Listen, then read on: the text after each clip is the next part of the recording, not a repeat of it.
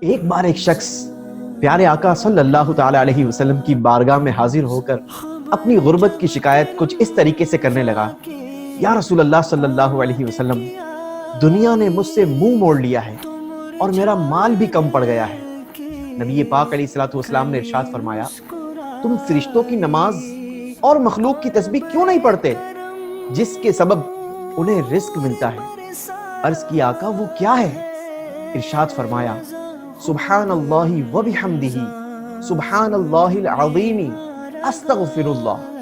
طلوع فجر اور نماز فجر کے درمیان 100 مرتبہ یہ کلمات پڑھا کرو، دنیا تمہارے پاس ذلیل و حقیر ہو کر آئے گی، اور اللہ ہر کلمے کے بدلے ایک فرشتہ پیدا فرمائے گا جو قیامت تک اللہ کی تسبیح بیان کرتا رہے گا، جس کا ثواب بھی تمہارے نامہ اعمال میں لکھا جاتا رہے گا۔ رمضان المبارک میں یہ عمل کرنا بے حد آسان ہے، کوشش کیجئے، یہ عمل ضرور کیجئے، دنیا بھی اچھی ہوگی، آخرت میں بھی اجر کمائیں گے۔